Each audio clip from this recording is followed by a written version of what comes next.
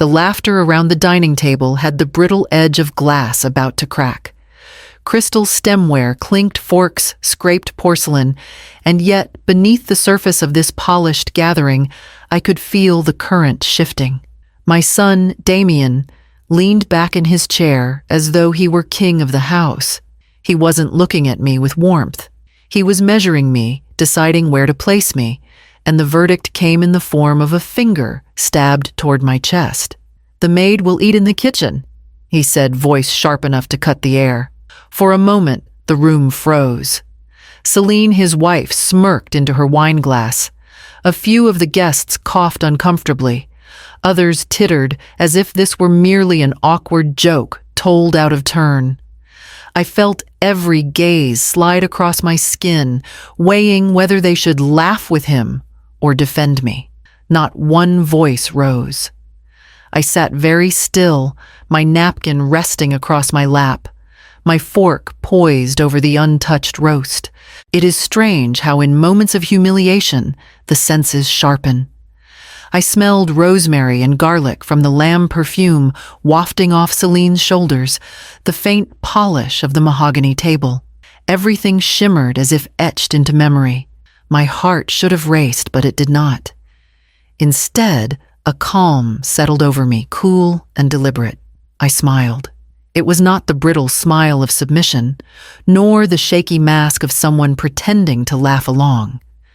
It was the smile of a woman who had been underestimated for far too long. Slowly, I reached into my purse, the same worn leather bag I had carried for years, and drew out a small brass key. Its surface caught the chandelier light, throwing a golden flicker across the tablecloth. I placed it on the polished wood between the silver candlesticks. "Strange," I said softly, "because this key only works for the real owner." The room shifted. The laughter faltered, dropped, and died. Celine's painted smile tightened her eyes, narrowing like a cat suddenly uncertain of its prey. Damien's jaw clenched, but he said nothing. The guests exchanged glances, confused, startled, intrigued. A few leaned closer, craning to see. I folded my napkin carefully and laid it beside my plate, as though nothing unusual had occurred. But by all means, I continued lightly. "If you believe the maid should eat in the kitchen, I'll be glad to hear what the owner believes." The silence that followed was not the silence of comfort, but of calculation. I could almost hear the thoughts whirring. What did she mean, real owner? Wasn't this Damien and Celine's house? The couple themselves looked momentarily stripped of their practiced elegance. Damien glanced toward his wife, then away, his face pale. Margaret Langford, seated 2 chairs down, tilted her head ever so slightly. She had lived long enough in these circles to recognize when the ground beneath a host's feet shifted. She did not speak, but her eyes met mine for a fleeting second. There was recognition there, or perhaps simply curiosity. I took a sip of water and allowed the silence to bloom. I did not need to explain myself, not yet. Tonight was not the night for full revelations. Tonight was for planting seeds. Celine cleared her throat, her voice carrying a false brightness. "Well," she said, "isn't that charming? A little riddle for us before dessert?" I set my glass down. "Oh, not a riddle," I murmured. "More like a reminder. Ownership is rarely where appearances suggest." Damien's knuckles whitened around his fork. His pride, his carefully cultivated image as head of this house had been pricked. I could see him calculating how to regain the upper hand. But the key remained there on the table, gleaming in the candlelight, a quiet promise that the story was not as simple as he had made it seem. I leaned back in my chair, shoulders straight, smile unwavering. The first move had been made, and it was mine. The evening crawled forward, conversation halting, laughter brittle. I watched them all squirm, and I knew this dinner would not be forgotten. For Damien, it was a proclamation. For me, it was the opening move of a game he did not yet understand. And when I finally rose from the table, purse in hand, The key vanished back inside with a soft metallic click, ready for its next appearance. It was time to remember who I truly was and why I had stayed silent for so long. When I returned to my apartment that night, the quiet greeted me like an old companion. The hum of the refrigerator, the faint creak of the radiator, the narrow hallway lined with books I had read twice over. Everything was modest, lived-in ordinary. From the outside, it looked like the home of a retired widow making do on a small pension. And that was precisely the way I wanted it. I set my purse on the table and drew out the brass key, laying it gently beside the lamp. The golden sheen winked back at me as if to say, "Not yet, but soon." I thought of Roland, my late husband. He had a laugh that could fill a room, but in business, he was as shrewd as any Wall Street veteran. Together, we built what many never knew existed: a quiet empire, one brick, one property, one cautious investment at a time. He used to say, "Althea, dignity is worth more than dollars, but if you manage dollars wisely, dignity is harder for others to take away." Roland had been gone nearly a decade, yet his voice remained lodged in my heart, especially on nights like this. He would never have allowed Damien to raise his voice at me, let alone to treat me like a servant. But Damien had grown into his own kind of man, shaped less by his father's steadiness and more by Celine's hunger for status. I opened the drawer of my nightstand and pulled out an old leather-bound ledger. The pages were yellowed, filled with Roland's precise handwriting. Here were the addresses, the purchase dates, the mortgages paid and repaid, apartment complexes in Hartford, a strip mall in Stamford, 2 small office buildings in White Plains, and of course, the Westchester house, where Damien now believed himself master. All of it sat under careful trusts, quiet corporations and shell entities Roland had constructed years before. He had trusted me with every detail, teaching me how to manage, how to calculate, how to never reveal more than necessary. It was our secret shield forged for a future he feared might one day require me to stand alone. I ran my fingers along the ink, remembering nights we spent bent over this very ledger, our children asleep upstairs. He would trace numbers with his pen, then glance at me with that conspiratorial grin. "They think I'm planning for retirement," he'd whisper. "But really, I'm planning for your freedom." When he died, I promised him silently at his graveside that I would not squander what we built. I would keep my dignity, no matter how the world shifted around me. And so I let the world, including my son, believe I lived small. I kept this apartment, this worn sofa, these old curtains. I wore the same navy dress to church Sundays. I let people think I had nothing but Roland's modest pension and the little I scraped together from sewing jobs. The truth lived in filing cabinets, in bank accounts, in deeds that bore my maiden name. I carried this secret for years, sometimes wondering if my silence was weakness. Perhaps I should have corrected Damien earlier, reminded him of the sacrifices Roland and I had made. But I wanted to see who he would become if left to his own devices. I wanted to know whether he would choose respect freely without being bribed or reminded. Now I had my answer. I closed the ledger and slid it back into the drawer. The brass key still rested beside the lamp, gleaming faintly. It was a token not just of a house, but of the truth waiting to be revealed. Tonight had been the first move. Soon, more would follow. I switched off the light and let the apartment fall into darkness, knowing that the quiet life I had lived until now was about to fracture under the weight of what Damien had done. The night after the dinner, I found myself restless. The key glimmered on my table, catching light from the street lamp outside. I lay awake longer than I wanted, and perhaps it was imagination, or perhaps it was memory.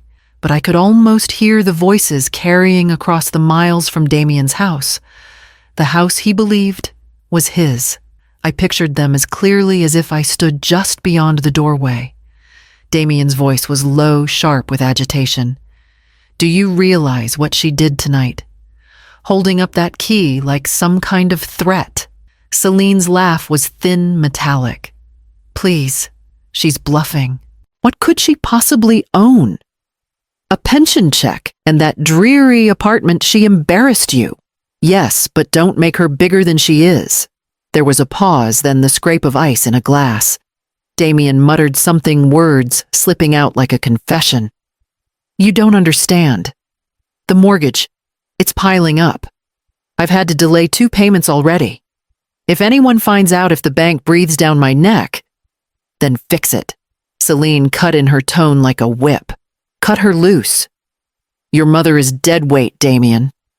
Look at us, we are trying to live in Westchester society, to host dinners to keep up appearances.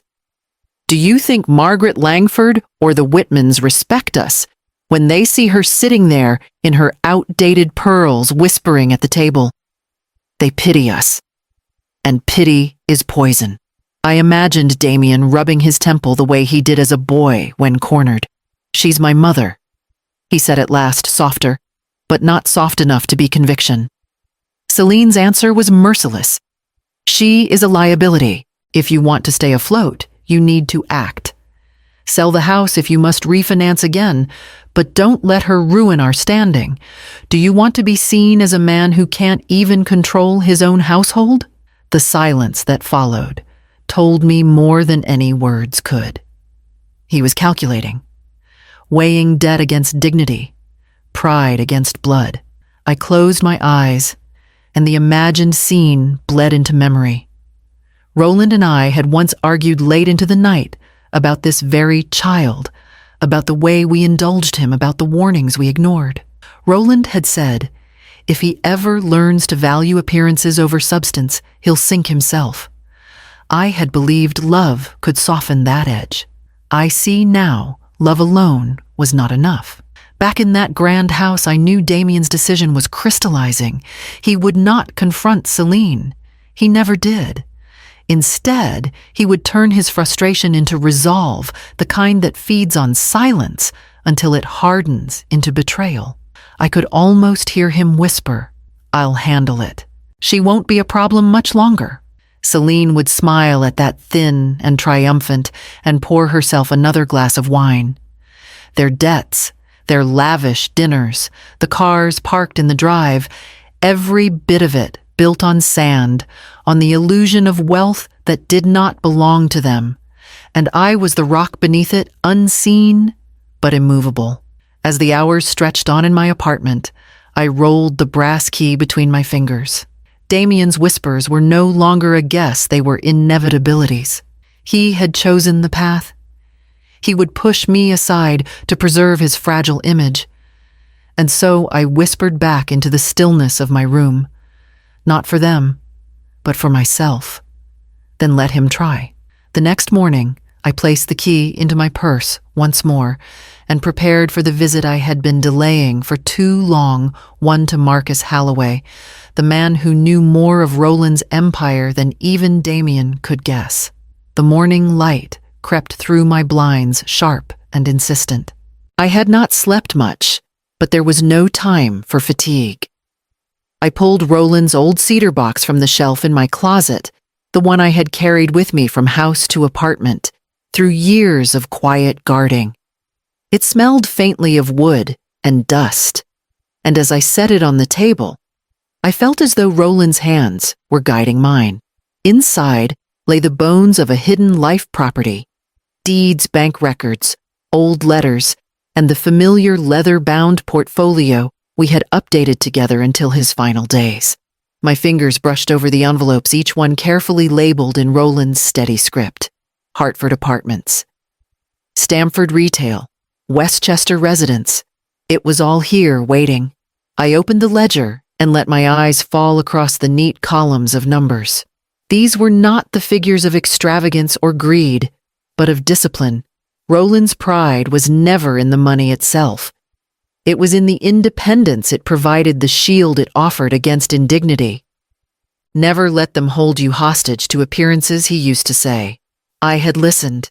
Perhaps Damien never had. There were records of transfers, too. I traced one with my finger payments I had made quietly from an account in my maiden name to cover portions of the Westchester mortgage. Damien believed the house his achievement, the fruit of his ambition. In truth, his ambition had been fertilized by my steady, unseen hand. I sat back, my chest tightening. Love for my son had tempted me to keep this hidden, to let him believe he had built his own life without my interference.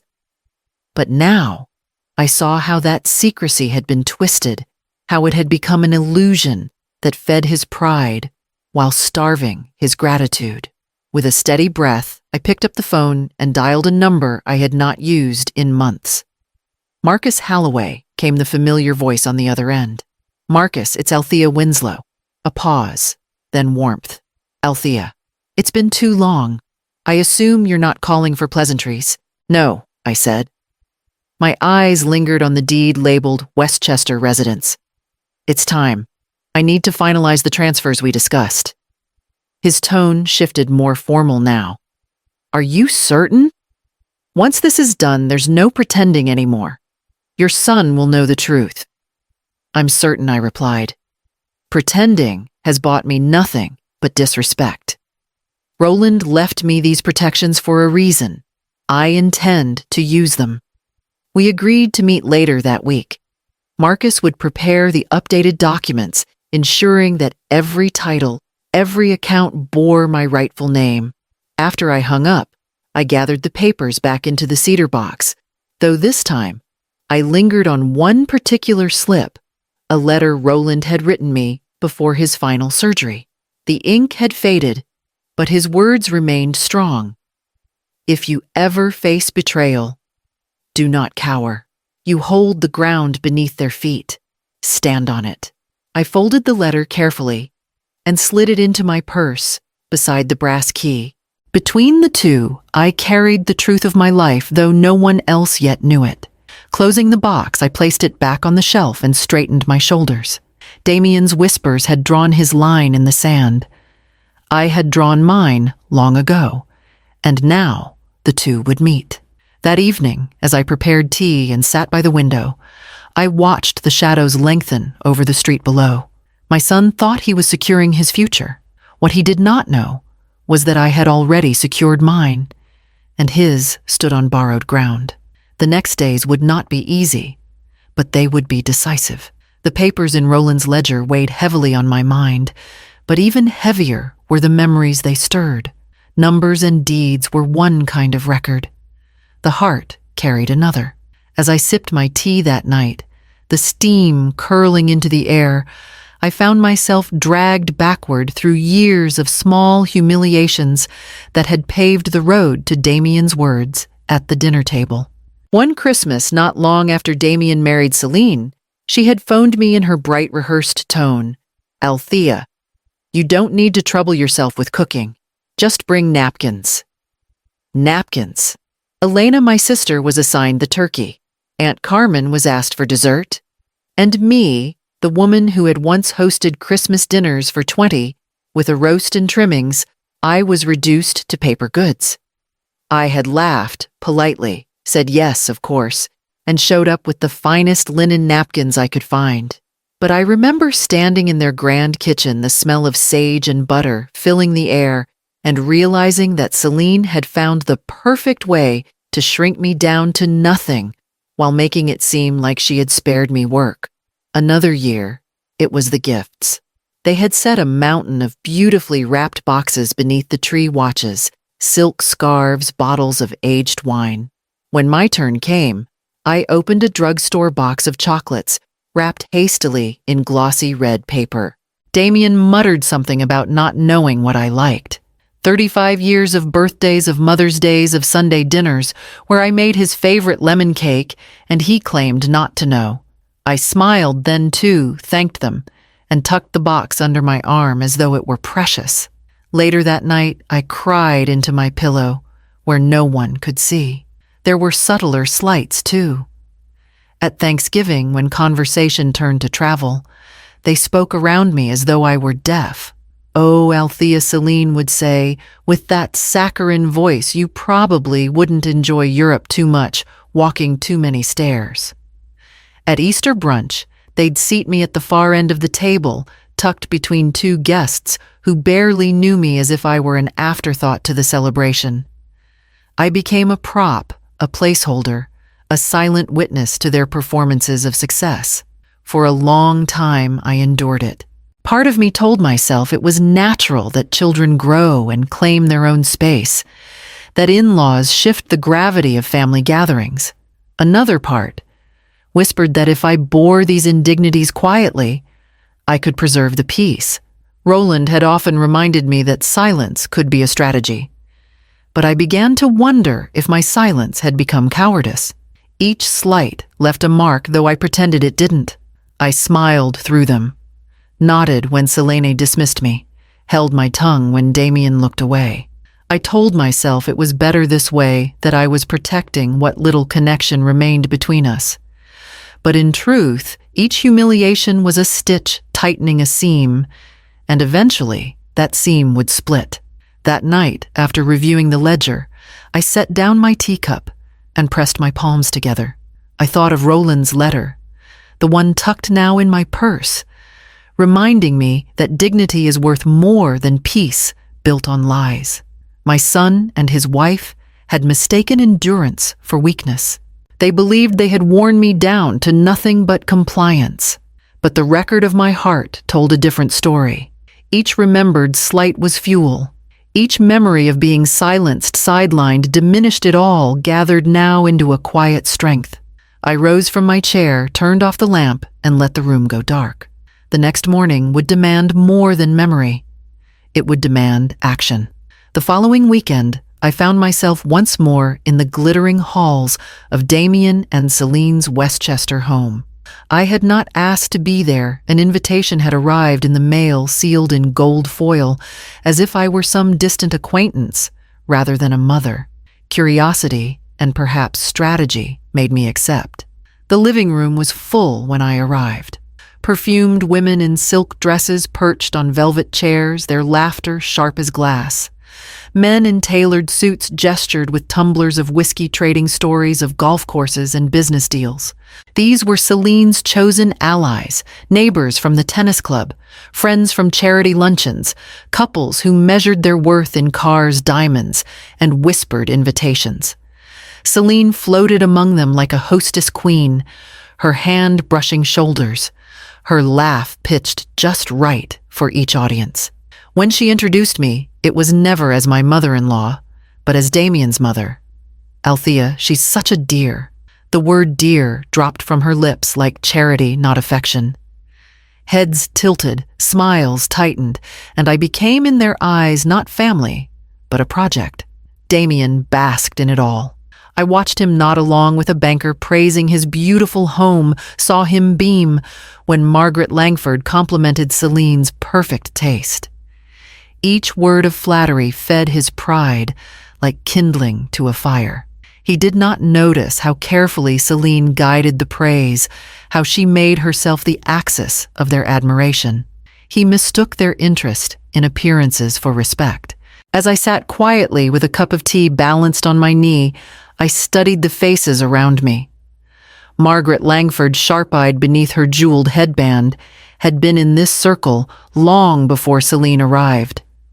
She laughed at Celine's jokes, but there was something measured in her gaze, as if she knew more than she allowed herself to show. Then there was Patricia Whitman, who ran an art gallery downtown. She flattered Celine effusively, yet her eyes wandered the room as though scouting her next opportunity. Others nodded, clinked glasses, smiled, each one playing their role. Their loyalty bought not with love, but with appearances. Celine moved toward me once with a smile so wide it nearly split her face. "Althea, darling, why don't you tell Margaret about that little sewing project you've been working on?" Her tone carried the faint sting of diminishment, a way to present me as quaint entertainment among women who traveled Europe for art auctions. I smiled politely. Oh, Margaret doesn't need to hear about my projects. She has much more interesting pursuits. Margaret's eyes flickered toward me, and for a brief moment, I saw something there. Curiosity, perhaps even respect. Celine missed it too, busy directing attention back to herself. Through the evening, I said little. I listened. I watched the way Celine leaned too close to a wealthy developer's wife, the way Damien boasted of his connections while failing to notice the raised brows at his exaggerations. I saw the cracks beneath their polished masks, envy, rivalry, the unspoken knowledge that alliances in this world lasted only as long as they served ambition. I finished my tea and folded my napkin onto the saucer. Let them believe I was nothing more than a quiet presence, tolerated out of obligation. The truth sat in Marcus's office, waiting for my signature. When I rose to leave, Celine pressed my arm with a glittering smile. So lovely you could join us, Althea.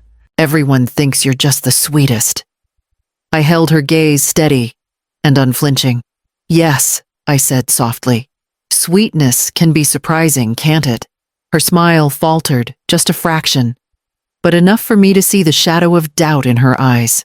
I walked out into the night air, the hum of their laughter trailing behind me, and I knew it was only a matter of time before those carefully chosen allies revealed where their true loyalties lay. It was Christmas time when the lesson took root in me, though I did not yet recognize it for what it was. Damien and Celine had invited the family to their new house, eager to showcase every detail. The 12-foot tree dripping with ornaments, the roaring fire in the marble hearth, the imported china set on the dining table. They wanted admiration as much as celebration. I remember carrying my small gift through the heavy front doors, a scarf I had knitted in pale blue yarn, wrapped with care. I had spent evenings weaving each stitch, thinking of the boy who once ran through snowdrifts with his cheeks flushed pink, who begged me to knit him mittens so he could keep building forts until dusk. I had wrapped the scarf with that memory in mind. The living room was already buzzing with guests. Boxes in shining paper were stacked beneath the tree. Wine glasses glittered in hands that gestured broadly, voices high with cheer. Celine swept toward me, her smile gleaming. Althea, you made it. Wonderful. Just place your gift under the tree. Damien's cousin brought champagne. Would you like some? She didn't wait for my answer before gliding away. Later, when the time for presents came, I sat quietly as they passed them out. Laughter rose at the unwrapping of cashmere sweaters, a diamond bracelet, a set of leather-bound books. Celine leaned forward to admire a silk tie she had given Damien's uncle. There was warmth, yes, but also performance. Each gift was a display, each reaction, a cue in the theater of their success. When my turn came, I opened a small box wrapped in glossy red paper. Inside was a carton of chocolates, the sort sold at the corner pharmacy. The price tag still clung to the back. I heard Damien's quick explanation. His words rushed dismissive. We weren't sure what you liked, Mom. Celine picked something last minute. Last minute. I forced a smile, thanked them with steady politeness, and set the chocolates on my lap as though they were gold. The others went back to admiring their treasures, their voices rising again, drowning me out. I remained still, watching, listening the cheap box of sweets growing heavier in my hands. That night, after the last guest had gone and I walked back into my apartment, I set the chocolates on the kitchen counter. I didn't open them. I didn't throw them away either. I left them there for weeks, their presence a reminder. They weren't candy. They were truth wrapped in shiny paper. Truth that my place at their table had shrunk, that my contributions no longer carried weight, that I had been recast from matriarch to ornament. But Roland's words came back to me as they always did. Appearances deceive. Look beneath the shine. And so I steeled myself. I reminded my heart that value is not measured in price tags or brand names. I told myself that silence could preserve dignity longer than protest could. Still in the quiet of my apartment, I admitted the ache. My son had chosen not to remember. Not the mittens, not the lemon cakes, not the late nights I had stayed up sewing costumes for his school plays. He had chosen to forget, because forgetting was easier than gratitude. I folded the scarf I had given him, left abandoned on the back of a chair after the celebration, and tucked it into my bag before I left their house. They hadn't even noticed I had taken it. The chocolate stayed on the counter until February. By then, they had grown dusty, a little stale. I finally threw them away, but the taste of that night lingered sharp and unsweetened. I promised myself then that I would play the long game. If they believed me, weak, let them. If they thought me invisible, let them. I would watch, endure, wait. And when the time came, I would not raise my voice, I would raise the truth. The memory of that Christmas hardened into resolve, carrying me into every gathering that followed. I learned of Damien's ambition, not from his lips, but from the whispers of others, the sort that travel through towns faster than smoke. Yet even before I heard the details, I sensed the shape of it in the way he held himself, in the tightening of his jaw, in the restless gleam of his eyes whenever Celine pushed him with that cold smile of hers. One afternoon, Margaret Langford mentioned casually during tea that she had seen Damien downtown, seated across from a man she knew too well. A banker, she said, lowering her voice. Not one of the respectable sort. The kind who profits when desperation bleeds through. She did not elaborate further, but her eyes told me she understood more than she wished to say. That evening, I pictured it. Damien leaning across a polished desk, papers spread out before him, the banker sliding contracts forward with oily precision. My son nodding. Signing, convincing himself this was only temporary, that fortune was just one more gamble away. I could almost hear him. It's just another loan. Mother won't know until it's too late. The house, my house, was already stretched. Damien and Celine had refinanced it once, straining the mortgage to cover a summer in Europe, a new Lexus, the endless parade of dinner parties. Now, he had mortgaged it again quietly, without telling anyone. He was wagering the roof over his own children's heads on the illusion of prosperity. In his mind, he was protecting his image, shielding Celine from whispers, holding his place among people who measured worth by how loudly you could spend. He told himself he was a provider, a man of vision, a son stepping out from the shadow of his mother's modest ways. But beneath all those justifications was something smaller, meaner fear. Fear of slipping, of being laughed at, of being seen as less. I remembered the boy he once was standing in the yard with a wooden sword declaring he would grow to be a man stronger than anyone. He had wanted to be a hero, then not a pretender. How far he had drifted from that dream. The banker, I imagined, leaned forward, voice syrupy with false assurance. Once you sell Damien, you'll clear enough to cover your debts. You'll still have options. And Damien, desperate to believe, would nod. What he did not know was that the ground he thought he mortgaged was not his to gamble. My name, my signature. My quiet stewardship had secured that land long before. The banker's promises would crumble like ash when met with the reality of my papers tucked safely in Marcus Halloway's office. Still, I said nothing. Not yet. Let Damien spin his web of lies tighter around himself. Let him believe his mother blind, distracted, powerless. The more he invested in his illusion, the sharper the cut would be when truth shattered it. That night I sat at my table with Roland's ledger open before me. I traced the lines of ink where payments had left my account month after month, covering what Damien could not. I thought of his words at the dinner. The maid will eat in the kitchen. If he had known then that his so-called maid was the silent benefactor keeping his house from collapse, would he have dared? I doubted it, but perhaps he would have. Pride makes fools of men who fear they are nothing without it. I closed the ledger, slipped the brass key back into my purse, and let the night settle around me. Damien's ambition was unveiled now, plain as the papers he had signed. Mine remained veiled, patient, waiting. The next morning, I rose with a clear plan forming. It was time to see Marcus again, not to prepare, but to finalize.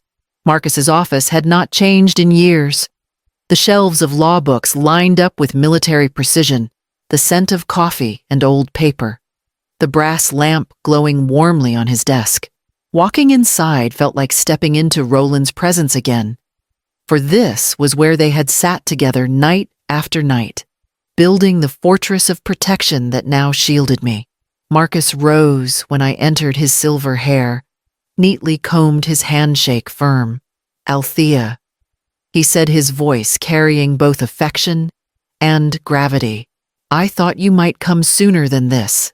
I settled into the chair across from him, smoothing my skirt, the brass key heavy in my purse. I waited because I wanted to be sure, but I can't wait any longer. Damien has crossed lines he doesn't even know exist. Marcus studied me for a long moment, then opened a folder already waiting on his desk. Inside were the documents I had authorized him to prepare: property deeds, trust agreements, the careful transfer of ownership that Roland had set in motion years before. He slid the first sheet toward me. "The Westchester house is now solely in your name. Filed, recorded, finalized. There is no ambiguity left. Damien may believe it is his, but legally it has always been yours to claim." I let my eyes rest on the paper. My name, Althea Winslow, printed in clean black type, where once there had been shared ownership or shadowed trusts.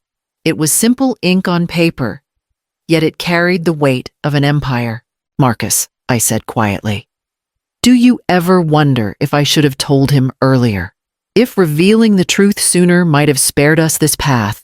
He leaned back, hands folded across his chest. "You gave him every chance to respect you without leverage. He chose arrogance instead. You are not punishing him, Althea. You are protecting yourself." I nodded, though my heart tugged against the reassurance. A mother never stops wanting her child to choose better. But wishing does not alter truth. Marcus continued, his tone steady. "Once you reveal this, there is no going back. He will know the power has always been yours, and he may never forgive you for letting him live in ignorance." "I'm prepared for that," I answered. "Forgiveness is not something I can buy, nor is it something I will beg for. Respect that I will demand." He closed the folder gently. "Then it is done. The rest is timing. You hold every card." I rose slowly, gathering the folder and sliding it into my bag. My fingers brushed the brass key, cool and familiar, against the leather. "Thank you, Marcus, for standing by me all these years." He offered a faint smile. "Roland would be proud. He always said you were the stronger of the two." The words caught in my throat. Stronger, perhaps, but strength was a lonely mantle when it meant standing against your own blood. Still, I straightened my shoulders, meeting Marcus's gaze. "Then I will carry it until the end." As I stepped back into the crisp afternoon, the city's hum pressed against me. Horns, footsteps, voices carried on wind. It felt almost ordinary, as though the world moved along unaware that something irreversible had just been sealed. But I knew better. The ground beneath Damien's feet had already shifted. The calm stretched thin around me, fragile as glass before a storm. Soon it would break. I walked toward the station. My steps measured my heart steady. The time for waiting had ended. The time for revelation had come. The phone call came 2 evenings after my meeting with Marcus. Damien's voice carried that false brightness he used when rehearsing someone else's lines. "Mother," he began, "Celine and I thought it would be nice to have another dinner. Something more intimate this time. Just family." His words rang hollow. I could hear Celine's presence in the background, faint but sharp, like the rustle of silk against a blade. A whisper. Then his pause. Then his voice again, more deliberate. We want to talk about the future, about arrangements that will be better for everyone. Arrangements. The word hung between us, heavy and unmistakable. I let a moment of silence stretch before answering. When were you thinking, Damien? Saturday, 7 o'clock. We've invited Aunt Carmen, your sister Beatrice, and a few of Celine's close friends. People whose opinions we value. The phrasing was almost laughable. They wanted witnesses and audience to frame my removal as concern rather than exile. The stage was already set, and I was meant to be the centerpiece of their performance. Of course, I replied calmly. I'll be there. He exhaled relief, rushing down the line. Good. I'm glad. This will help everyone understand where we're headed as a family. We said our goodbyes, and when I set the receiver back into its cradle, I allowed myself a small smile. They truly believed they were orchestrating my downfall.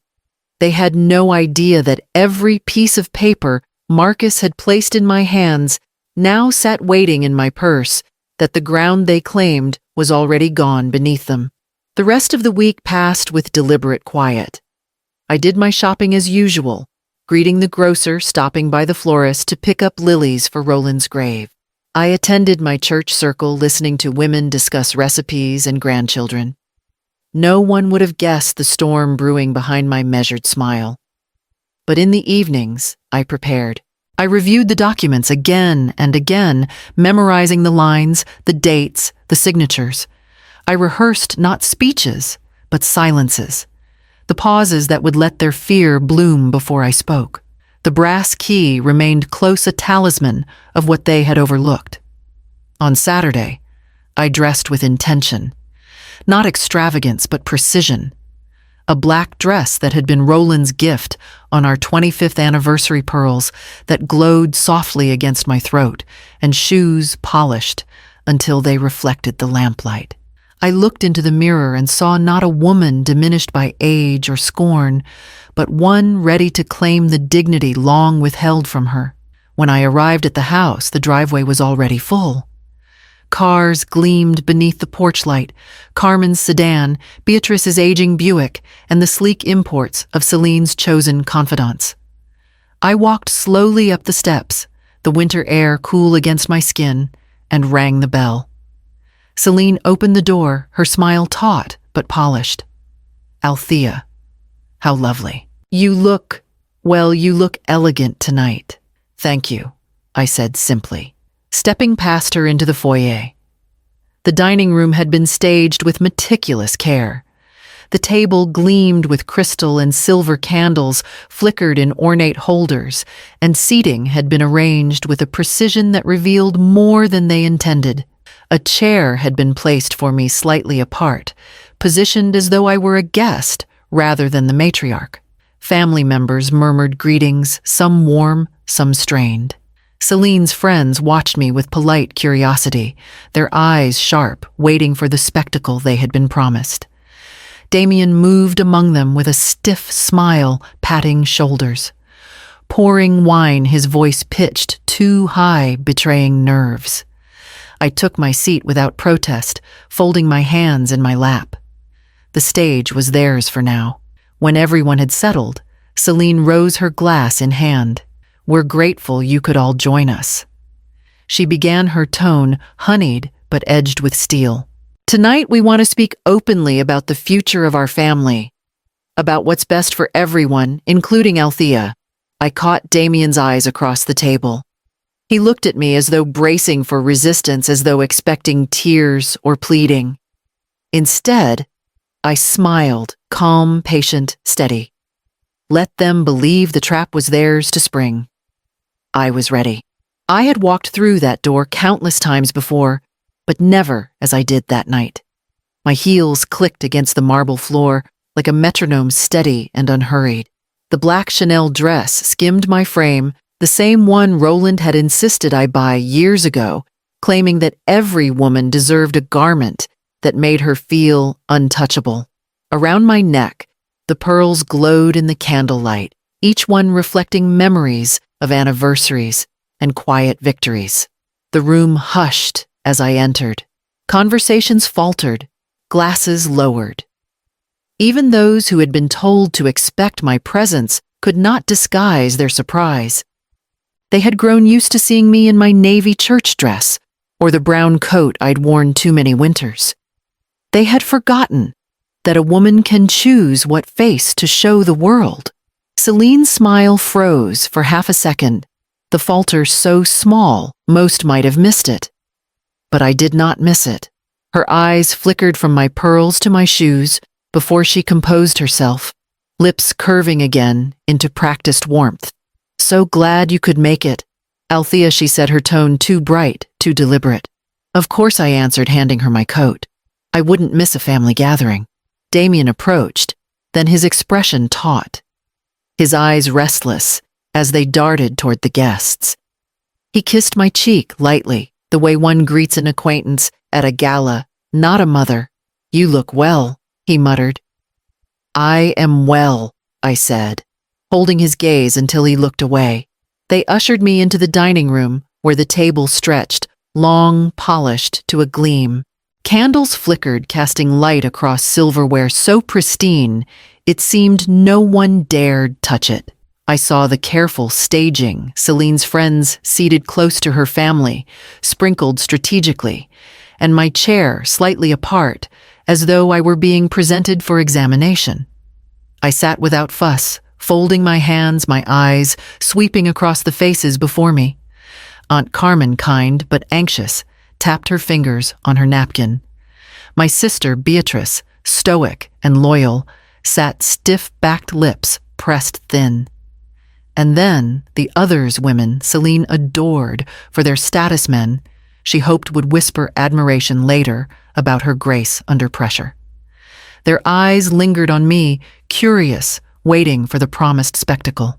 Dinner began with strained small talk. Celine asked Margaret about her charity auction, laughed too loudly at a comment from Patricia Whitman about Paris, and filled silences with polished remarks. Damien poured wine, his hand unsteady, the bottle clinking faintly against crystal. I ate little, listening, observing, letting the room soak in my silence. They expected meekness, perhaps nervous chatter, perhaps even tears. Instead, I met their glances with calm composure. The more I said nothing, the more unsettled Celine became. Her laugh pitched higher. Her eyes flicked more often toward Damien, as though she feared I might speak before her cue. At one point, Margaret's gaze caught mine across the table. A flicker of something respect or maybe curiosity passed between us. I held it a moment, then let it drift away, content to let her wonder. When the main course was cleared, Celine rose. She placed her hand lightly on Damien's shoulder, as though steadying him, though it was clear she was guiding him. "Well," she began, her voice ringing with false ease, "I'm grateful you could all join us tonight. It's not always easy to gather busy people, but this conversation is important for the future of our family." Her eyes swept the table, landing briefly on me before moving on. "We want to speak openly about arrangements that will ensure everyone is comfortable, cared for, and respected. Especially Althea." Gasps of approval followed from her allies, polite nods, murmurs of agreement. I lifted my glass, sipped once, and set it down with deliberate care. My heart was steady. They believed they had cast me as the dependent, the fragile elder awaiting their decree. But in truth, I was the only one at that table who already knew how the evening would end. Celine smiled wider, signaling to Damien to continue, and the stage was theirs for now. Damien cleared his throat, shifting in his chair, like a schoolboy rehearsing lines he didn't believe. Celine's hand lingered on his shoulder, pressing lightly, urging him on. His eyes avoided mine as he rose, wineglass in hand. "Mother," he began, then corrected himself. "Althea, Celine and I have been talking for some time about what would be best for you. We want you to be comfortable, to have companionship activities, care." That's why he hesitated, glanced at Celine, then pushed forward. "We've found a beautiful community nearby, a retirement residence. They have gardens, exercise classes, dining halls. You'd be among people your own age. We think it would be a perfect fit." A hum rippled through the table.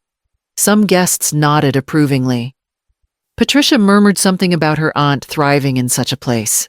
One of Celine's allies smiled sympathetically at me, as if rehearsing pity for later gossip.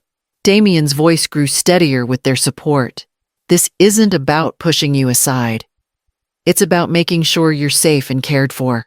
You've given so much to our family. It's time you had something for yourself." I let the words hang in the air, my face unreadable. In the silence, I could hear the faint clink of cutlery, the soft hiss of candles. My son mistook the quiet as hesitation, maybe even consent. Celine leaned forward, her smile bright enough to blind. "We'll take care of all the arrangements, Althea. The moving, the finances, everything. You won't have to lift a finger." I set my napkin down, folded carefully beside my plate. "How thoughtful," I said softly, my tone even. Damien exhaled, visibly relieved, already imagining that he had triumphed, that the performance had ended in applause. He began to sit, but I lifted a hand slightly and stopped him mid-motion. Perhaps I said, my voice carrying through the room, "Before we discuss where I will live, we should discuss who truly belongs here." The air changed at once. Glasses froze halfway to lips. Celine's smile cracked, her teeth still showing, but her eyes gone sharp. Damien blinked at me, confused, as though I had just spoken in a language he didn't understand. I looked slowly around the table, meeting each gaze in turn. Aunt Carmen's eyes widened. Beatrice's lips pressed tighter. Margaret leaned forward, ever so slightly intrigued. Belonging, I continued, isn't about appearances or arrangements. It isn't about who pours the wine or who wears the pearls. It's about truth. And perhaps tonight, truth deserves a place at this table. Celine's fingers curled around the stem of her glass. "Althea," she said sweetly, "we're only trying to help you." "There's no need to help me," I interrupted, still calm. "Is that what this is? Or is it about preserving appearances, about ensuring no one sees the cracks beneath the marble?" A murmur stirred among the guests. Margaret exchanged a glance with Patricia, who shifted uncomfortably. The balance of the evening had shifted, though Damien didn't yet see it. "Mother." He began faltering back into the word he had abandoned earlier. "This isn't the time." "It is precisely the time," I said, my voice rising just enough to carry. "You invited these witnesses, Damien. You wanted their approval. Then let them hear the full story, not just the one rehearsed for their benefit." Silence followed, heavy and expectant. My hand slipped into my purse fingers. Brushing the folder, Marcus had prepared the brass key, waiting like a quiet promise. I did not reveal them yet. Timing mattered. Instead, I leaned back, folding my hands together. "Yes, let us speak of arrangements. But tonight, it will not be my exile we discuss." The room bristled with tension, the storm pressing against its edges. Damien's face paled. Celine's lips thinned, and all eyes fixed on me. The dinner had begun as their performance. Now it was mine. The silence that followed my words pressed against the walls like a storm about to break. I reached into my purse, slow and deliberate, and withdrew the envelope Marcus had prepared. Its weight was more than paper.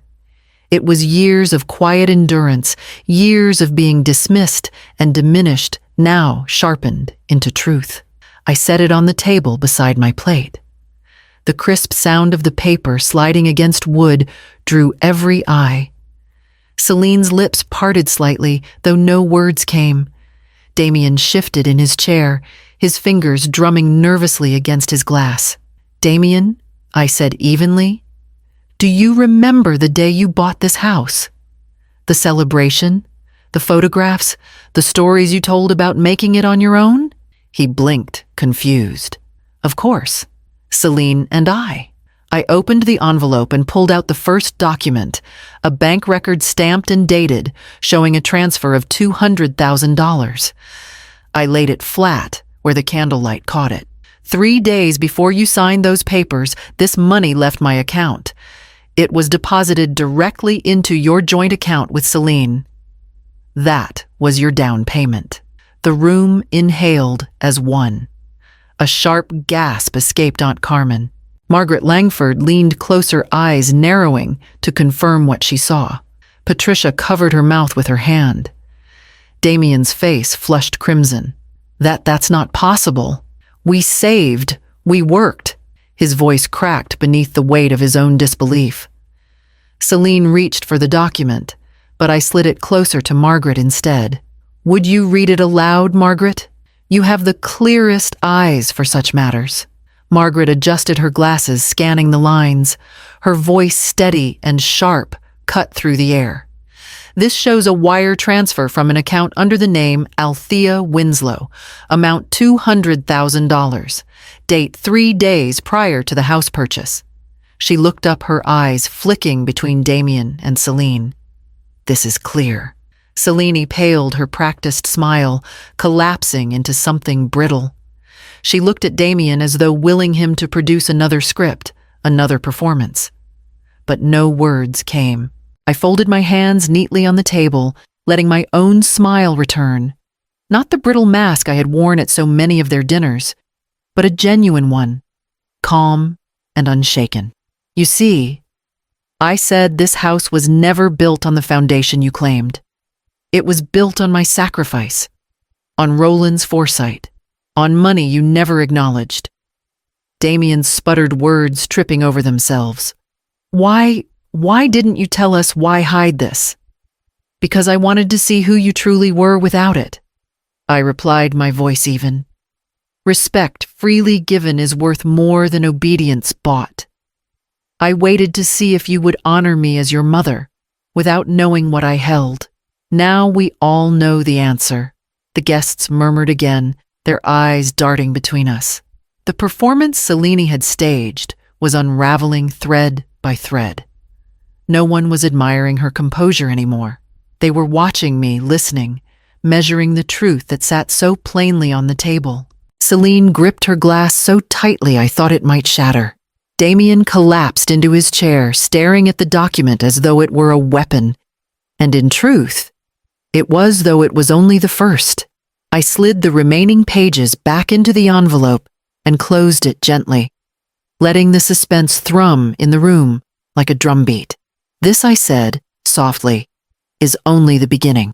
The candlelight flickered against the pale faces across from me, and for the first time in years, the balance of the table shifted in my favor. The envelope still rested by my plate, its weight pulling every eye back to it as though the paper itself breathed. I opened it again, slowly savoring the tension, and withdrew the next set of pages. Of course, I said, my tone calm. A down payment does not keep a roof overhead. A house requires tending, month after month. Perhaps you all should know who has been tending this one. I slid the documents across the table. These are the records of your mortgage payments, Damien. Notice the columns.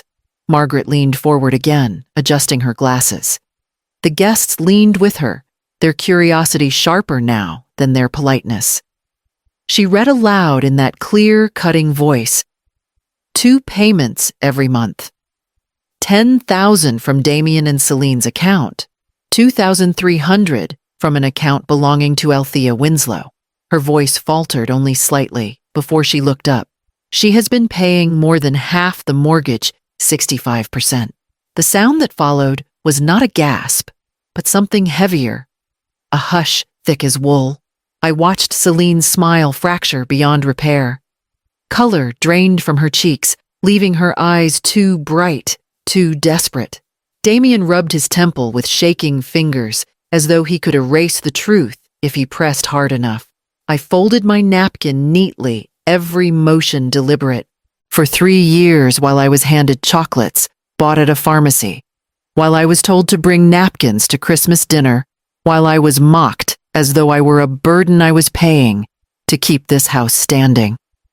I was the silent hand that held it up.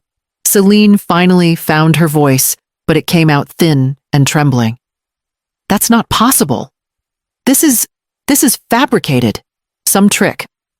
Her eyes darted around the table searching for allies, but none would meet her gaze.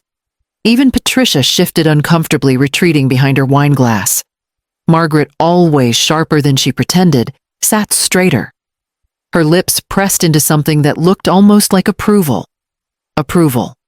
For me, not Celine. Damien's voice cracked when he spoke.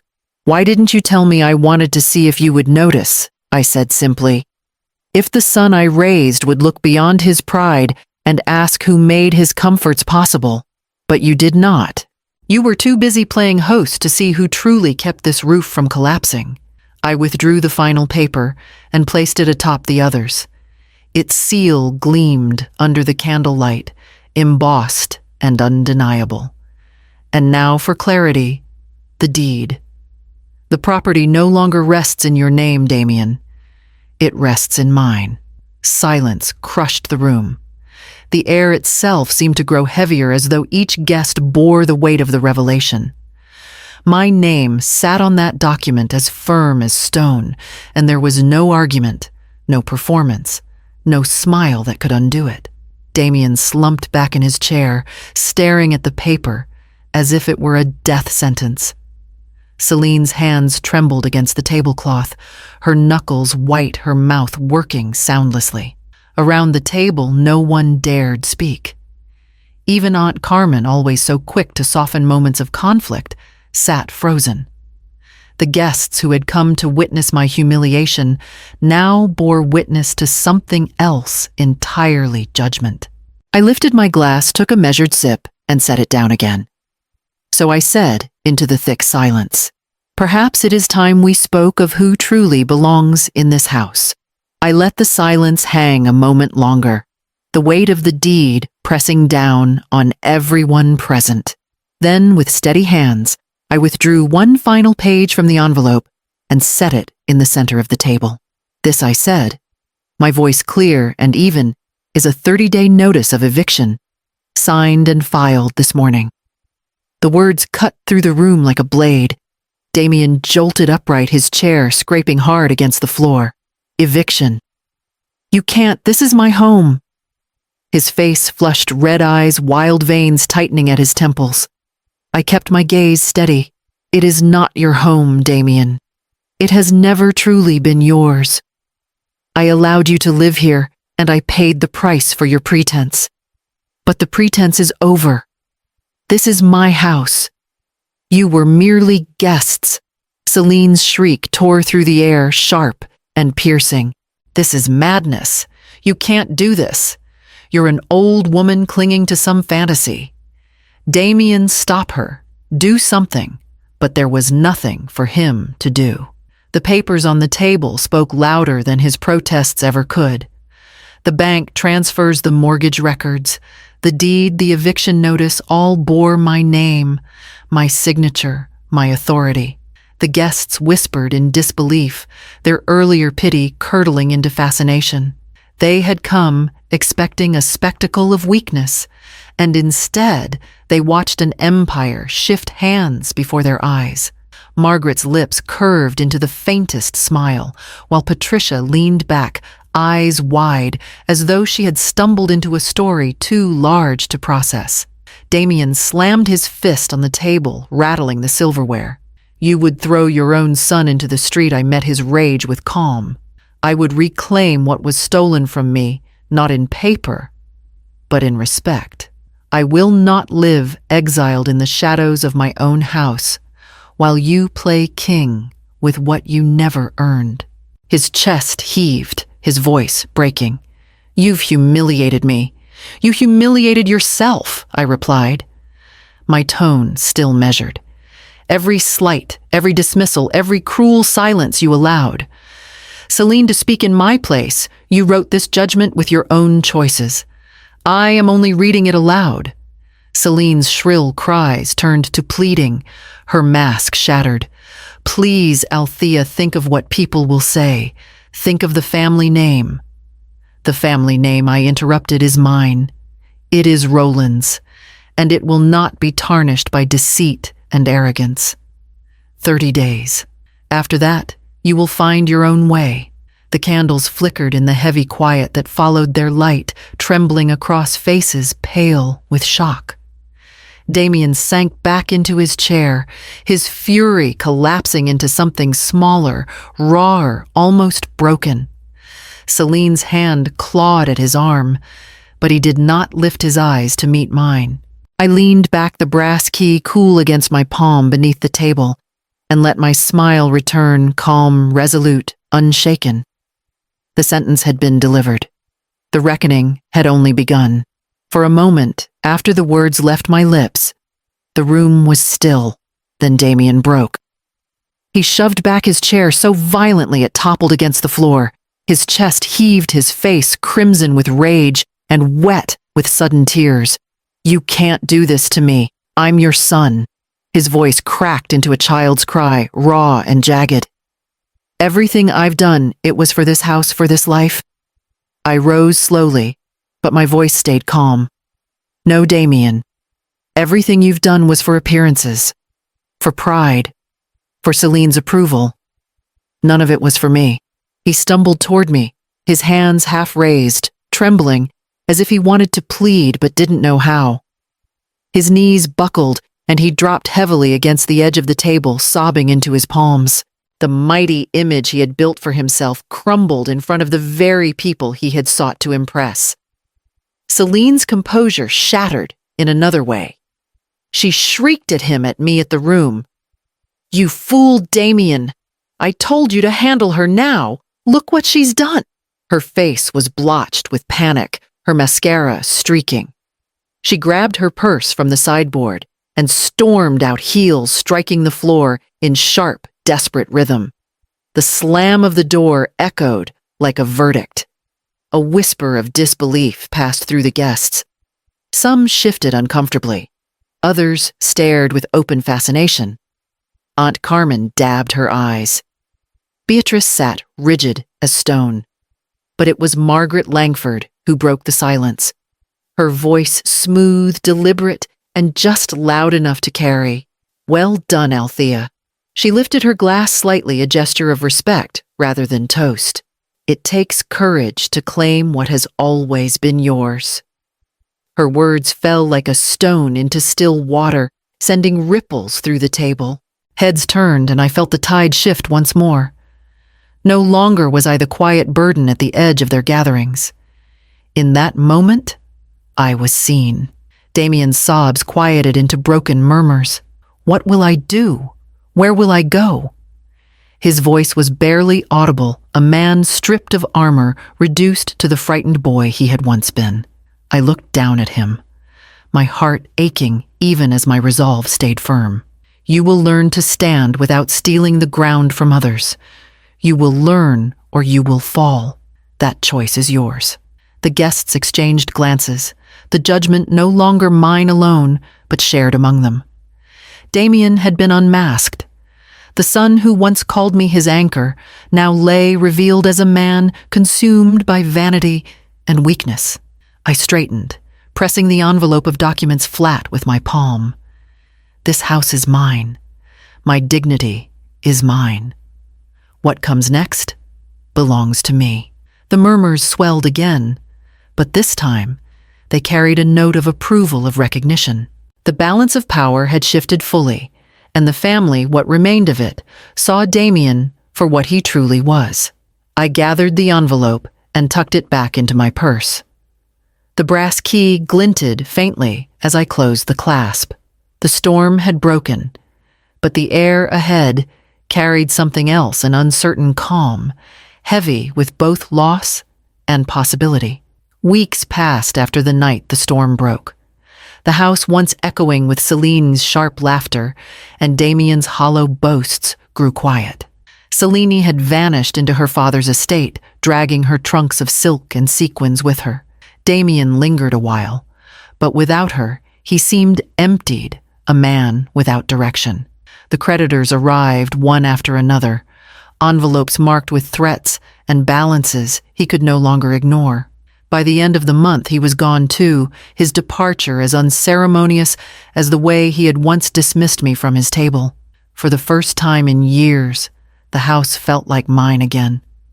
Not just in paper and law, but in breath and being. I opened the curtains wide and let sunlight pour through the rooms. I brought fresh flowers into the parlor, scrubbed the scent of false perfumes from the walls, and restored Roland's study to the order he had loved. The silence no longer stung, it soothed. I returned to my garden, my true sanctuary. The earth welcomed me back as though it had been waiting, forgiving my years of neglect. Roses climbed again along the trellis, their blooms heavy with fragrance. Neighbors stopped to admire them, and I found myself smiling freely, no longer guarding every word. Children from the street picked daisies at the edge of the fence, and I let them. This house was no longer a stage for Celine's pageantry. It was a home again. One afternoon, Beatrice came with a pie, her eyes softer than they had been in years. Aunt Carmen visited too, confessing she had once thought me too quiet, too yielding, but now she saw my silence had been strength waiting for its time. Even Margaret Langford, in her measured way, extended an invitation. Join us at the book club. We could use a voice that speaks when it matters. I accepted. The club met every other Thursday, and I found joy in those evenings, debating stories, laughing at passages, sipping tea among women who valued thought more than spectacle. They welcomed me not as a burden, not as an ornament, but as myself. One morning, I opened my desk drawer and placed the brass spare key inside. I paused, running my fingers over its cool surface before turning the lock. Not for intrusion, I whispered, only for respect. It was a promise to myself as much as to anyone else that entry into my life would be earned, not demanded. Weeks later, I stood at the edge of the garden just before dawn. The Atlantic shimmered beyond the horizon, the first rays of sun painting the waves in rose and gold. I held a cup of coffee between my palms, breathing in the salt air, the earth, the peace. The house behind me stood tall, not as a fortress, but as a home reclaimed. At last I was free, not because I had been given respect, but because I had claimed it for myself.